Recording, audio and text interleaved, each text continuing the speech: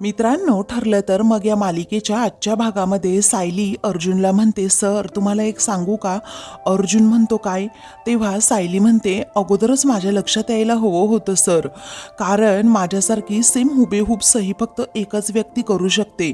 अर्जुन आश्चर्याने विचारतो, कोण? मग आता सायली म्हणते, अहो प्रिया. तेव्हा अर्जुन म्हणतो, काय? प्रिया कशी सही करू शकते? पण इथे फक्त खोटं बोलण्यापुरतं बोलत नाही आहोत मिसेस सायली, कारण एवढी हुबेहूब सही करणं सोपं नाहीये आणि त्यासाठी खूप प्रॅक्टिस सुद्धा करावी लागते. सायली म्हणते, हो सर, बरोबर आहे तुमचं, परंतु प्रियाला या गोष्टीचा अगोदरपासून खूप सराव आहे. सायली आता सांगू लागते की अर्जुन सर, अहो जेव्हा आम्ही दोघीही आश्रमात राहत होतो ना, तेव्हा प्रिया स्वखर्चासाठी मधुभाऊंची आणि माझी हुबेहूब त्या बँकेच्या पेपरवर सही करायची आणि मग पैसे सुद्धा काढून आणायची. एक दिवस मी तिला जेव्हा जाब विचारला होता, तेव्हा तिनेच हे सत्य मला सांगितलं होतं. सेम टू सेम अगदी माझ्यासारखी आणि मधुभाऊंसारखी ती सही सुद्धा करते. एकदा जेव्हा मधुभाऊंकडे तिने पैसे मागितले होते, तेव्हा मधुभाऊंनी तिला दिले नव्हते आणि म्हणूनच तिने हे सर्व कारस्थान केलं होतं, तिला शॉपिंग करायची होती म्हणून.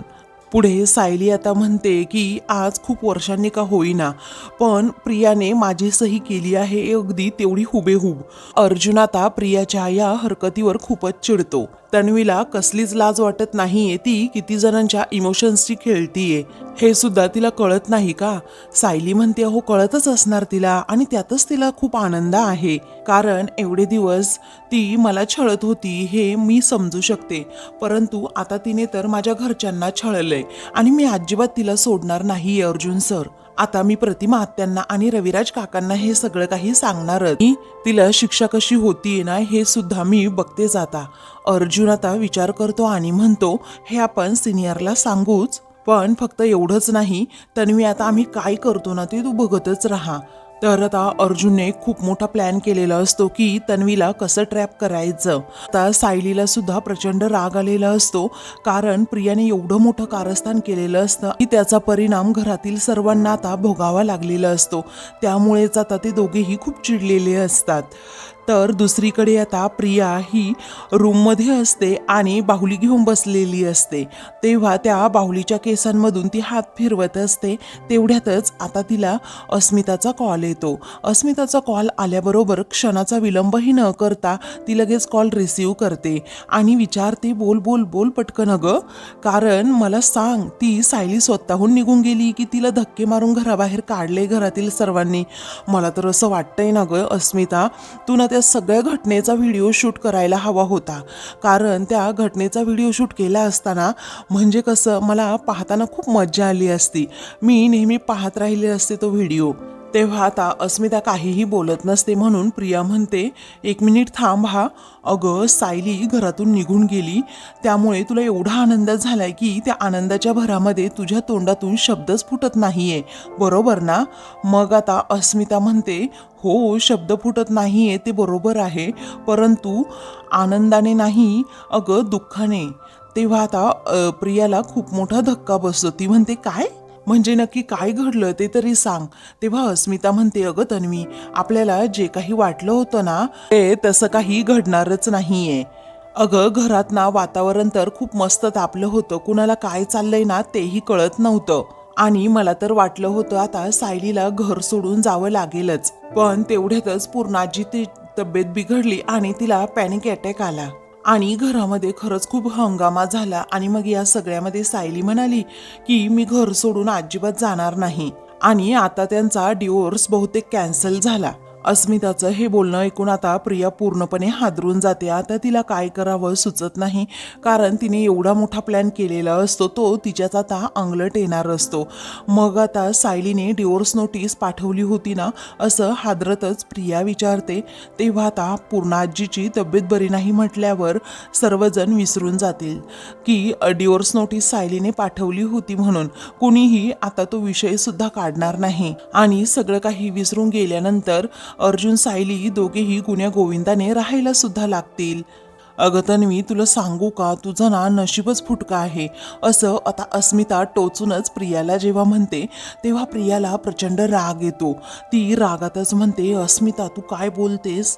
तेव्हा अस्मिता पुढे आता अजूनच तिला टोमणा मारते की मला नाही वाटत की तू अर्जुनची बायको म्हणून आमच्या सुभेदारांच्या घरात येशील म्हणून. तेव्हा प्रिया आता म्हणते एवढं मोठं वादळ येऊन सुद्धा पूर्वीसारखं वातावरण झालं. पुढे अस्मिता म्हणते हो असं तरी दिसतंय मला. बरं ठीक आहे चल मी ठेवू का फोन, कारण पुढचे अपडेट द्यायला मी तुला कॉल करतेच आता. तेव्हा प्रिया आता वैतागून रागातच चिडून म्हणते की नकोय मला तुझे अपडेट, तुझ्याकडेच ठेव असं म्हणून ती फोन कट करते. तेव्हा आता प्रियाला एवढा राग आलाय ते पाहून अस्मिता देखील जरा घाबरतेच. दुसरीकडे प्रिया आता म्हणते त्या सुभेदार कुटुंबाला आग लागेल ना, त्या घराला आग लागेल ना एवढी मोठी मी ठिणगी टाकली होती, पण ती आग लागायच्या अगोदरच विझून गेली. असं कसं झालं? ती सायली प्रत्येक वेळी कशी निसटून जाते आणि त्या म्हातारीला पॅनिक अटॅक कधी यायचा होता तर आत्ताच का? बस झालं आता, पण मी हार मानणारच नाही असं म्हणून प्रिया ती डॉल हातात घेते आणि तिच्याकडे खूप रागात पाहत असते आणि त्यामध्ये ती आता सायलीला पाहत असते. तेव्हा ती आता म्हणते की कसं आहे ना, मी या सायलीला अर्जुनच्या आयुष्यात जास्त दिवस राहूनच देणार नाही असं म्हणून ती आता खूप चिडते. दुसऱ्या दिवशी कल्पना, अस्मिता आणि प्रताप हे तिघेही कॉफी पीत बाहेर बसलेली असतात. त्याच वेळी आता कल्पना विचारते काय हो, आपल्या पूर्णाई मावशींकडे पोहोचल्यानंतर कॉल करणार आहेत ना? मग आता प्रताप म्हणतो हो करणार आहे, पण मी तिला म्हटलं की व्हिडिओ कॉलच कर, म्हणजे कसं आहे ना मावशीच्या तब्येतीबद्दल ज्या काही तक्रारी आहेत ना त्याबद्दल तिला अश्विन बरोबर सुद्धा बोलता येईल. तेव्हा कल्पना म्हणते हो ना ते तर आहेच, पण मला पूर्णाई म्हणत होत्या दिवाळीपर्यंत येण्याचा नक्कीच त्या प्रयत्न सुद्धा करतील, पण मीच त्यांना म्हटलं की अजिबात तुम्ही दगदग करू नका आणि एक दिवाळी मावशींबरोबर सेलिब्रेट केली तर मावशींनाही आनंदच होईल ना आणि मावशीची तब्येत सुद्धा ठीक होईल आणि पूर्णाजीला त्या नोटीसमुळे जो काही त्रास झालाय ना त्यातूनही त्या लवकरात लवकर बाहेर सुद्धा येतील. इथे जवळ असल्या की सारखा त्याच गोष्टीचा विचार करत बसतील. मग अस्मिता पुन्हा फटकळपणे म्हणते मला तर असं वाटतं ना पूर्णाजीने लवकर इकडे येऊच नये, कारण पुन्हा सायली काहीतरी कांड करून ठेवेल आणि त्याचा मनस्ताप त्या बिचारीला व्हायचा आणि पूर्णाजीला कालसारखी धाप सुद्धा लागेल. तेव्हा कल्पना म्हणते की अस्मिता गप्प बस ग, काही पण बोलू नकोस. तेव्हा कल्पना म्हणते गप्प बस ग अस्मिता, काही पण बोलू नकोस आणि त्या दिवसाची आठवण सुद्धा करून देऊ नकोस. मला तर एक खूप मोठं वादळ येऊन गेल्यासारखं वाटतंय. प्रताप म्हणतो ते वादळच होतं आणि आता ही जी दिसतीये ना ती वादळानंतरची शांतता आहे. अगं बघ ना सायली अजूनही खाली आलेली नाहीये, कारण तिच्या हातची कॉफी प्यायची सवय झाली ग आता. तेव्हा अस्मिता म्हणते डॅड आता ह्या सवयी सोडा, कारण ती मुलगी या घरातून कधी निघून जाईल ना ते सांगता सुद्धा येणार नाही. तेव्हा कल्पना म्हणते अगं गप्प बस ग अस्मिता, सायलीने पूर्णाईंना वचन दिलंय की ती हे घर सोडून कुठेही जाणार नाही म्हणून. तेव्हा प्रताप देखील म्हणतो की आणि अस्मिता तुला एक सांगू का, अर्जुन आणि सायली हे दोघेही खूप समंजस आहे. त्या दोघांमध्ये जो काही वाद आहे ना ते दोघेही मिळून मिटवतील आणि परत सुखाने संसार करतील याची मला पूर्णपणे खात्री आहे. तर सायली आणि अर्जुन आता तेथे येतात. ते दोघेही बाहेर आता निघालेले असतात. अर्जुन म्हणतो मम्मा मी निघू का? तेव्हा आता कल्पना म्हणते की तुम्ही दोघे निघालात का बाहेर? मग आता अर्जुन म्हणतो हो. कल्पनाला खूप आनंद झालेला असतो, कारण अर्जुन सायली आता एकत्र बाहेर चाललेले असतात. तेव्हा ती आता म्हणते अरे नाश्ता तरी करून जा. मग आता तो म्हणतो नको मम्मा नाश्ता नको, अगं आम्ही बाहेर काहीतरी खाऊ, चालेल ना? मग आता कल्पना म्हणते हो चालेल. विमलता पुढे म्हणते की वहिनी अहो मी गोड शंकरपाळ्यांचं पीठ मळायला घेते हा. कल्पना म्हणते की हो मी सुद्धा तुझ्या मदतीला येते. तर आता सायली म्हणते आई अहो तुम्ही दिवाळीच्या फराळाच्या तयारीला सुद्धा लागलात का? मग आता कल्पना म्हणते हो ना ग, 2 दिवसांवर दिवाळी आली म्हटल्यावर आपल्याला तयारी करायला नको का?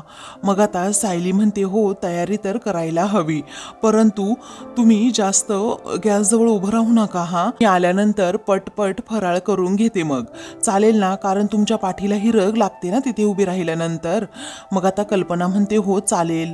विमल म्हणते मी फक्त फराळाची सर्व तयारी करून ठेवते, तुम्ही आल्यानंतर फराळ बनवा तुमच्या हातांनी. मग आता सायली म्हणते हो नक्कीच. असं म्हणून आता दोघेही बाहेर जातात. इकडे कल्पना आणि घरातील सर्वांनाच खूप आनंद झालेला असतो, कारण सायली अर्जुन फायनली पुन्हा एकत्र आलेले असतात. तेव्हा कल्पना म्हणते मी म्हणाले होते ना तुम्हाला ते दोघे एकत्र येणार म्हणून. प्रताप म्हणतो काय म्हणालीस तू? तू म्हणाली होती की मी. मग आता कल्पना म्हणते काहीही असू द्या हो, मीच म्हणाले होते तुम्हाला. प्रताप म्हणतो बरं बाई ठीक आहे, तू म्हणाली होती. आपल्यासाठी फक्त हेच महत्वाचं आहे की अर्जुन आणि सायलीची गाडी पुन्हा रुळावर आली. अस्मिता म्हणते बापरे, हे दोघे राजाराणी पुन्हा एकत्र झाले की काय, हाच विचार सतत ती आता करू लागते. प्रिया आता विचार करत असते की माझा डिवोर्स पेपरचा हा प्लॅन पूर्णपणे फ्लॉप झालाय. पण हा प्लॅन फ्लॉप झाला म्हणून काय झालं, मी दुसरा प्लॅन तर करू शकते.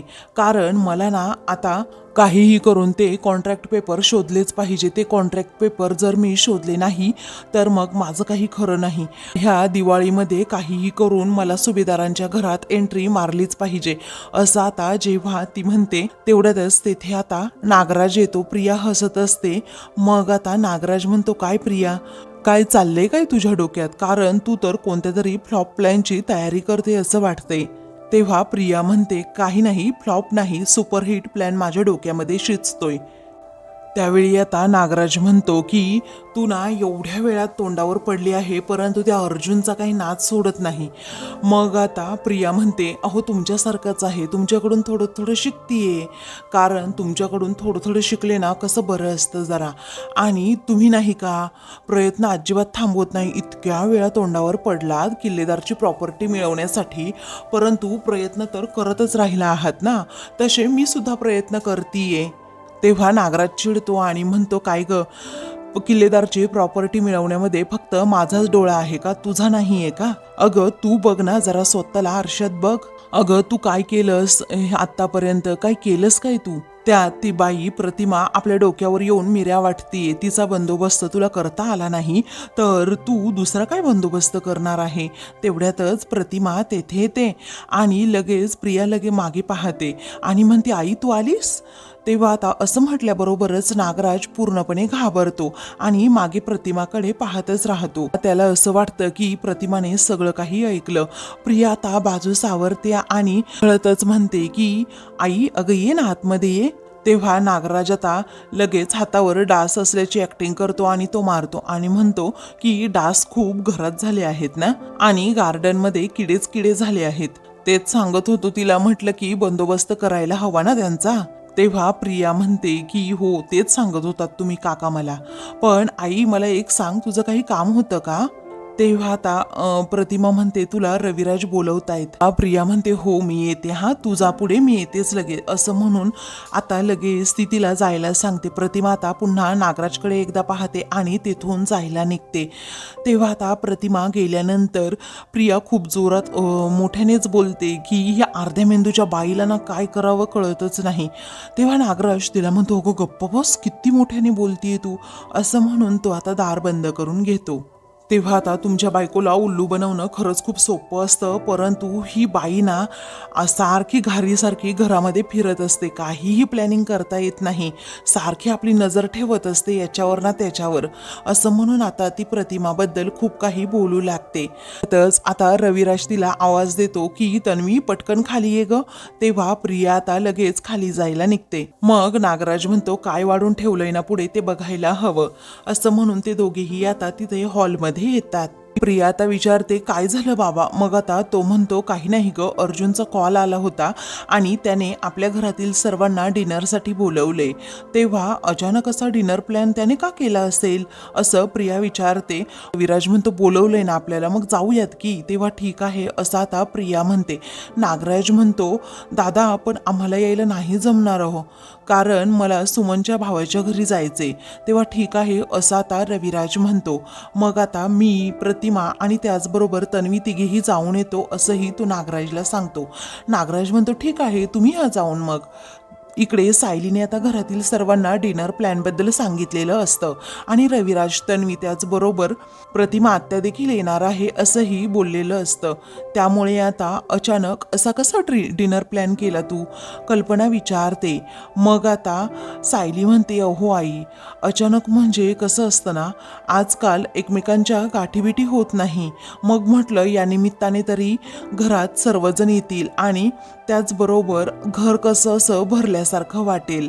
तेव्हा प्रताप म्हणतो की हे काम मात्र तुम्ही उत्तम केलं, हां, मला आवडलं तुमच्या दोघांचाही हा प्लॅन. अर्जुन म्हणतो, हो डॅड, पण नागराज काका आणि सुमन काकूला नाही येता येणार कारण त्या दोघांनाही बाहेर जायचंय जरा. आणि प्रतिमा आत्या त्याचबरोबर सिनियर आणि तन्वी सुद्धा येणार आहे असं म्हणून तो सायलीकडे पाहतो. मग आता कल्पना म्हणते, अगं सायली, आपल्याला रात्रीचा मेनू ठरवावा लागेल, भाज्या सुद्धा आणाव्या लागतील. सायली म्हणते, आई अहो, मी सर्व तयारी ऑलरेडी करून ठेवली आहे. मी आणि विमल ताई मिळून सगळं काही करू, तुम्ही अजिबात काळजी करू नका. तेव्हा अश्विन म्हणतो की तुम्हाला काही मदत लागली ना तर मला नक्की सांगा, कारण एखादा पदार्थ वगैरे चाखायचा असेल तर माझी मदत नक्कीच तुम्हाला चांगली मिळेल. तेव्हा सर्वजण त्याच्यावर हसतात. तेव्हा सायली आता थोडी हसते आणि मग एकदम शांत होऊन जाते. अर्जुन तिच्याकडे पाहतच राहतो आणि मनात विचार करतो, काय झालं असेल मिसेस सायलींना, अजूनही त्या नॉर्मल वागत नाही आहेत असं म्हणून तो तिच्याकडे पाहतच राहतो. त्यानंतर रात्री आता रविराज, तन्वी आणि प्रतिमा हे तिघेही आता आलेले असतात. त्यांच्या गप्पा टप्पा चालू असतात, त्याचबरोबर सर्वजण हसत असतात. आता रविराज म्हणतो, अरे वा, पुऱ्यांचा तर अगदी घमघमाट सुटलाय, असं वाटतंय ना की आत्ता किचनमध्ये जाऊन त्या पुऱ्या खाव्यात. अर्जुन आता म्हणतो, सिनियर, आपण जेवण करणारच आहोत, पण त्या अगोदर आम्हाला तुम्हाला गुड न्यूज द्यायची असं म्हणून तो सायलीला जवळ घेतो आणि तिच्या खांद्यावर हात ठेवतो. मग सायली जरा लाजते. त्यावेळी आता प्रिया ही दोघांकडे पाहतच राहते. स्मिता म्हणते, गुड न्यूज म्हणजे दुसरी काही गुड न्यूज आहे का? त्यावेळी आता अर्जुन तिच्याकडे पाहतच राहतो. रविराज म्हणतो, कसं आहे ना, यांच्या लग्नाला आता 1.5 वर्ष झाले म्हटल्यावर गुड न्यूज देणारच ना. तेव्हा आता सायली आणि अर्जुन एकमेकांकडे पाहतच राहतात. सायली म्हणते, नाही रविराज काका, आम्हाला ना दुसरीच गुड न्यूज द्यायची आहे. त्यानंतर अर्जुन आता म्हणतो की मला आणि सायलीला एक खूप मोठी गुड न्यूज द्यायची आहे. मी आणि सायलीने एक खूप मोठा फ्लॅट घेतलाय पनवेलजवळ आणि आम्ही तेथे काही दिवसात शिफ्ट होणार आहोत. आता असं ऐकल्यानंतर घरातील सर्वजण त्या दोघांकडे पाहतच राहतात. तेव्हा सर्वांना धक्का बसलेलाच असतो, सगळेजण एकमेकांकडे पाहतच राहतात. अर्जुन, सायली मात्र खुश असतात. तेव्हा प्रतिमा विचारते, म्हणजे तुम्ही दोघे वेगळे राहणार का? तेव्हा अर्जुन म्हणतो, यस, आम्ही दोघेही वेगळे राहणार, न्यूक्लिअर फॅमिली, हॅप्पी फॅमिली. अस्मिता म्हणते, अरे अर्जुन, ही एखादी आनंदाची बातमी असल्यासारखं का सांगतोस तू? अर्जुन हसतच म्हणतो, एवढा शॉक का बसलाय तुला? अरे, ही आनंदाचीच बातमी आहे. तेव्हा रविराज म्हणतो की प्रताप, हे तुम्हाला मान्य आहे का रे? वहिनी, तुम्ही यांना परमिशन दिली का या गोष्टीसाठी? तेव्हा कल्पना आता हसते आणि म्हणते, मला तर काही कळेनासच झालंय. तेव्हा प्रताप म्हणतो, रविराज, मी तर पहिल्यापासूनच म्हणतोय, एकदा का मुलं मोठी झाली ना, त्यांचे निर्णय त्यांनी घ्यायला हवेत. तेव्हा प्रिया आता विचारते, म्हणजे मामा, तुम्हाला या गोष्टीचा काहीच प्रॉब्लेम नाहीये? बरं, तुमचं सोडा, पण ही गोष्ट जेव्हा पूर्ण आजीला कळेल की काय अवस्था होईल याचा तरी विचार केलाय का? तेव्हा अस्मिता म्हणते, पण सायलीला कुठे परवा आहे त्याची? मी अगोदरपासून तुम्हाला म्हणतच होते ना की ही आपलं घर तोडायला आली आहे म्हणून, आणि तिने हे करूनच दाखवलं. आता अर्जुनला घेऊन घराबाहेर पडती ती. म्हातारपणी मम्मा आणि डॅडची काळजी कोण घेणार? तेव्हा आता सर्वजण तिच्याकडे पाहतच राहतात. मग आता अश्विन म्हणतो, अस्मिताई, अगं मी आहे ना अजून जिवंत, त्या दोघांचीही काळजी घेईल त्यांची काळजी, आणि दादाने जो निर्णय घेतलाय ना त्या निर्णयाकडे आपण पॉझिटिव्हली बघायला हवं. मग आता असं म्हटल्याबरोबरच अस्मिता तोंड वाकडं करते. तेव्हा अर्जुन म्हणतो, हो करेक्ट आहे. मग आता रविराज विचारतो, प्रताप, पण सायली ही घर तोडणारी नाही तर जोडणारी मुलगी आहे. तेव्हा सायली म्हणते, रविराज काका, अहो, अशा काही गोष्टी गोष्टी घडल्यात ज्यामुळे आम्हाला हा निर्णय घ्यावा लागला. तेव्हा सर्वांना जबर धक्का बसतो. अशा कोणत्या गोष्टी घडल्या असतील जेणेकरून सायली अर्जुनने घर सोडण्याचाच डायरेक्ट निर्णय घेतला, नवीन फ्लॅट घेतला आणि तिकडे ते राहायला सुद्धा जाणार. तेव्हा प्रताप म्हणतो की रविराज तुला माहीत नसेल पण गेल्या काही दिवसांमध्ये या दोघांमध्ये सतत वाद होत आहेत.